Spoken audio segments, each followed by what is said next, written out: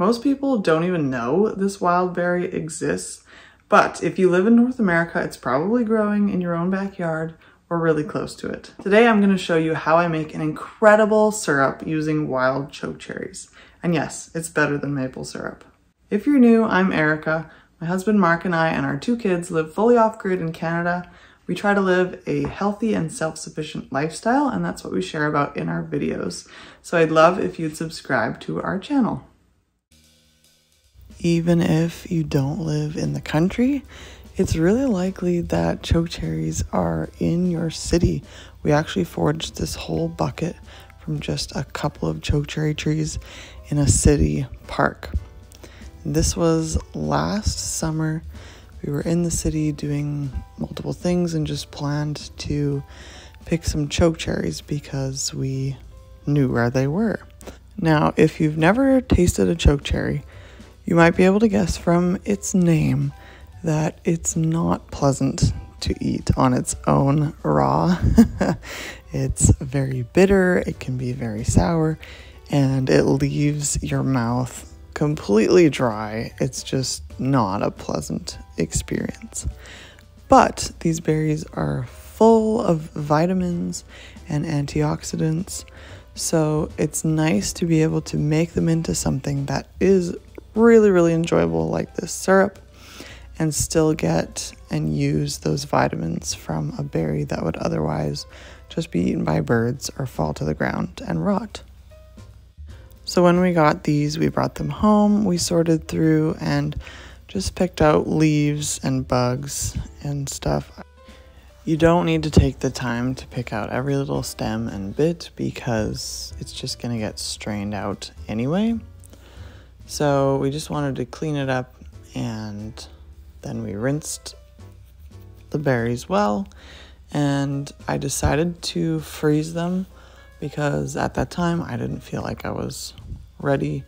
We already had a batch from the last year, so it wasn't a big rush to get it done. So I put them in the freezer, and then now, almost a year later, we were starting to run out of our last jar, and I said, okay, it's time to do the chokecherry syrup. So that is what we did.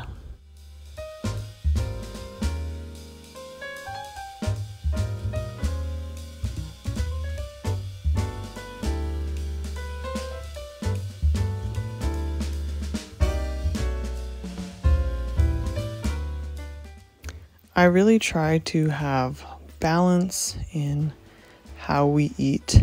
I used to be really strict with myself and what I fed my kids. It was like absolutely no refined sugar and no this, no that. And that was really stressful, to be honest. And I realized I want eating to be enjoyable for myself and my kids. And so we do as much from scratch and whole foods as we can, but that doesn't mean we're perfect at it. And there's things like this that I feel are really valuable. It's a fun activity. It's a good skill to learn how to use something like a chokecherry that's in abundance in the area that we live. And yes, I mean, it's a syrup. It's full of sugar. But we teach our kids to use it sparingly. You know, we're not drowning our pancakes in it. But it is a delicious and fun way to use this really healthy berry. I will put the recipe down in the description box for you to follow, but it's quite simple. You put all your berries, your chokecherries, into a pot. You put enough water in to just barely cover the berries. I had initially put too much, so I took some out, because if you have, the more water you have, the longer you'll have to simmer it to get it to the consistency that you want. Put a splash of apple cider vinegar there. That just helps to kind of extract the flavor from the chokecherries. And then just simmer for 15 to 20 minutes until they are soft and mashable. So at that point then I mashed them up with a potato masher. And then you have a couple options for how you can get the juice out. I initially tried my food mill, but the seeds were too big for that. So don't use a food mill for this. The best option is to strain through a towel or an old pillowcase or cheesecloth and just squeeze, squeeze, squeeze, squeeze until nothing else comes out or until your hands can't handle it anymore. The absolute easiest option is using a pillowcase that you just have set aside just for syrups and jams and things like that, because then you can do it all at once. You can just pour it all into your pillowcase. If you can hang it up, like if you have an upper cabinet, you can hang the pillowcase from your cabinet handle over a bowl. That is a good way to get a lot of it out without you having to squeeze it. But then you can just do it all in one batch in the pillowcase. I had a pillowcase like that, but then we used it for cleaning our ceiling fan in the kitchen. And so I needed to get another pillowcase just for this purpose. So on this day, I just used cheesecloth, but I had to do it in smaller batches, which was fine. It just took longer.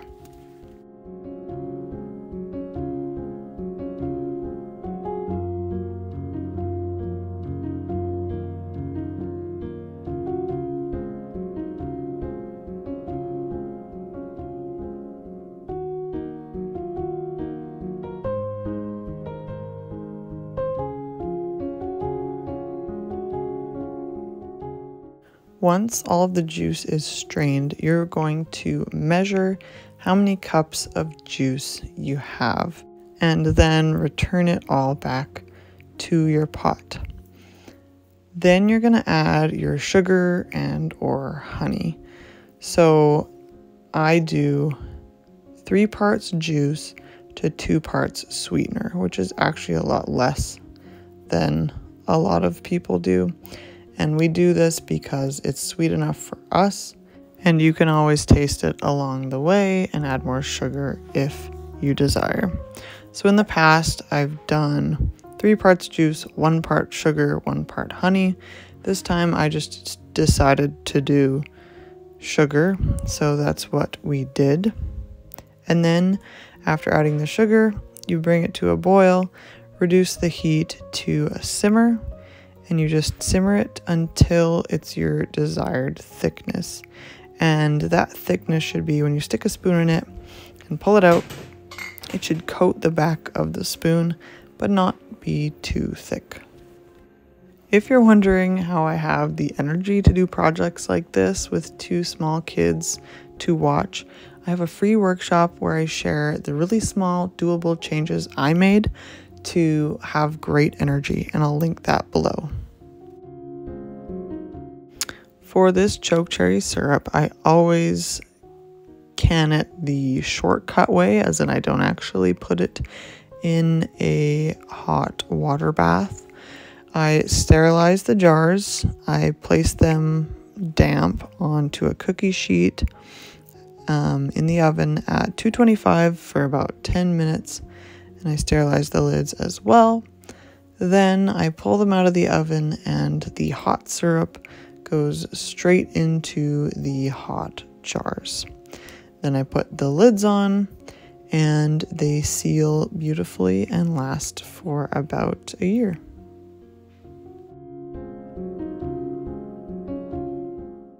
Just for your reference and mine, I had 9 cups of choke cherry juice, so then I used 6 cups of sugar, and that made about 2.5 quarts of choke cherry syrup.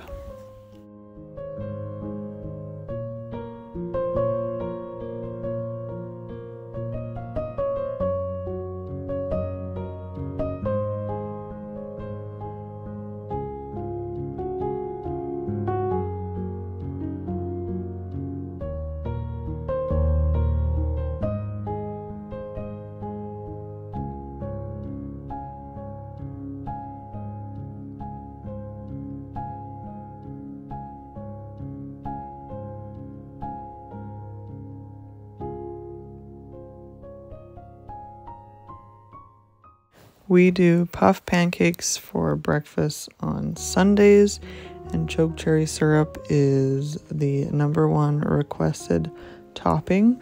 But we also use it occasionally in our oatmeal to add a little bit of different flavor and sweetness, and also on ice cream or yogurt or whatever. There's so many different ways you can use it. Thanks so much for watching. We make a new video every week about our off-grid life, and so I hope you'll subscribe, and I'll see you in the next one. Bye.